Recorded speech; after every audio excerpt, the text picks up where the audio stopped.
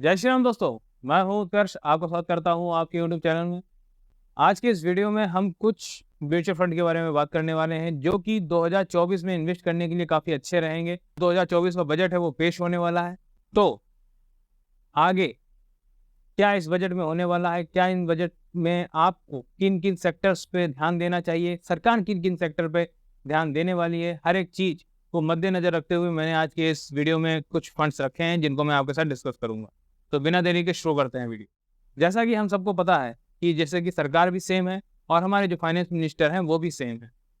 तो इन 5 सालों में क्या होने वाला है और पिछले 10 सालों में क्या हुआ है, उसको एनालाइज करने के बाद क्या-क्या मुख्य जगह हैं जहाँ पे हम अपना फोकस कर सकते हैं, जहाँ पे हम अपना पैसा इन्वेस्ट कर सकते हैं और हमको एक अच्छा रिटर्न मिल सकता है। पिछले 10 सालों में हमने देखा कि इंफ्रास्ट्रक्चर के ऊपर काफ़ी वर्क किया गया, रेलवे के ऊपर काफ़ी वर्क किया गया, रिन्यूएबल एनर्जी के ऊपर, ग्रीन एनर्जी के ऊपर काफ़ी वर्क किया गया। इन सेक्टर्स में काफ़ी ग्रोथ देखने को मिली और इन सेक्टर्स के लिए काफ़ी बजट भी फाइनलाइज किया गया जिसकी वजह से इनमें काफ़ी ग्रोथ आई। तो आने वाले 5 सालों में हमें किन सेक्टर्स के ऊपर फोकस करना चाहिए जिससे कि हम अच्छे सेक्टर पकड़ सकें और उनमें इन्वेस्ट कर सकें और आने वाले 5 सालों में एक अच्छा रिटर्न कमा सकें। तो उसी में से कुछ 2 फंड जो कि सेक्टोरियल फंड है, जो कि सेक्टर के फंड हैं, वो मैंने यहाँ आपके साथ डिस्कस किए हैं। जिसमें से जो मेरे पास पहला फंड है वो है quant infrastructure fund direct plan growth. Infrastructure sectoral fund है ये। दूसरा फंड जो है हमारे पास वो है Tata resources and energy fund direct plan growth. ये रिन्यूएबल एनर्जी और पावर सेक्टर के ऊपर ये फंड है। आज की इस वीडियो में हम ये दोनों फंड डिस्कस करने वाले हैं।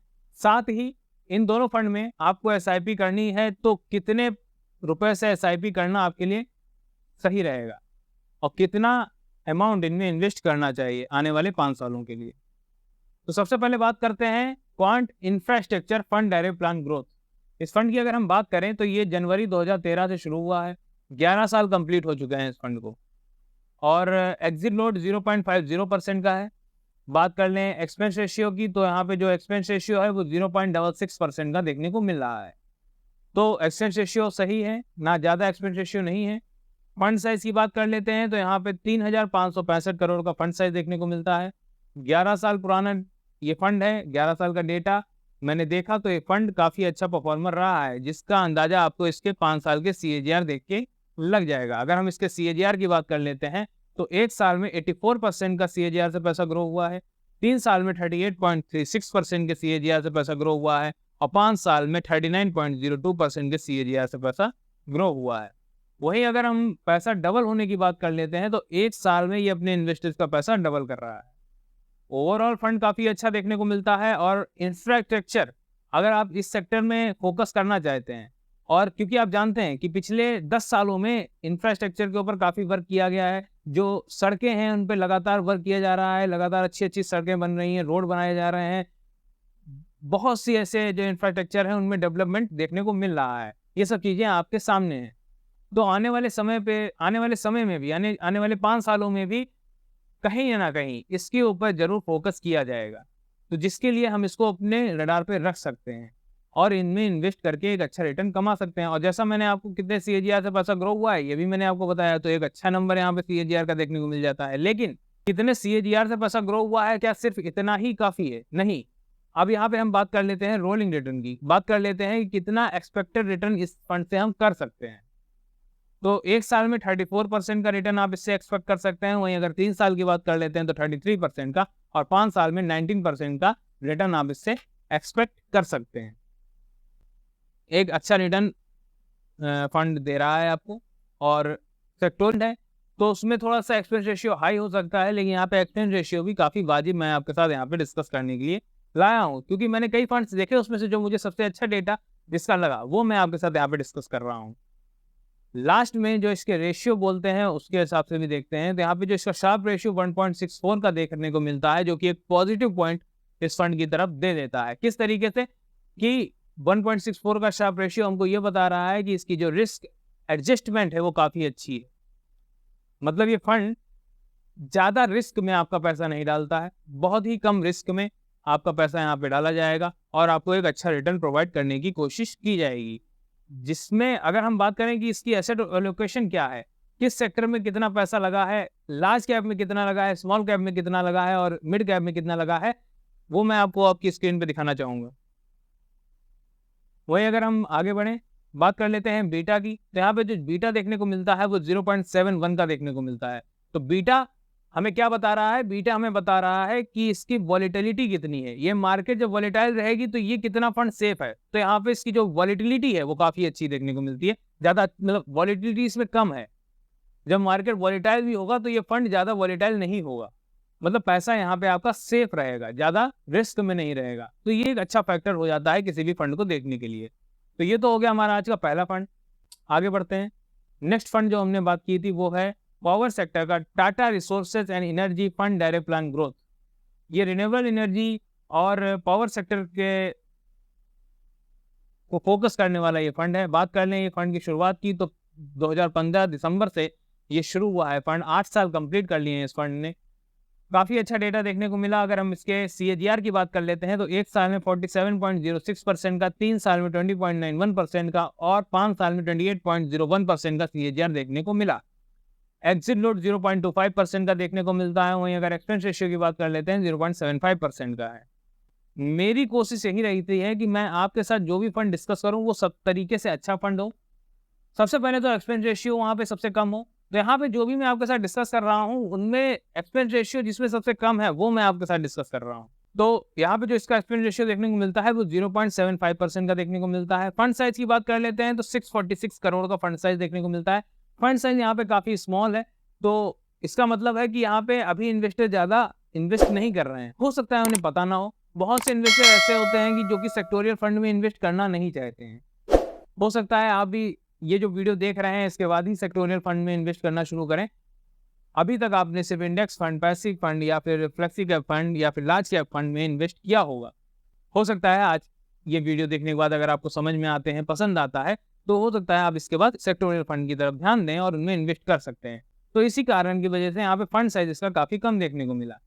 और बात कर लेते हैं, हमने CAGR की बात कर ली, अब बात कर लेते हैं ये पैसा डबल आपका कर रहा है 3 साल में।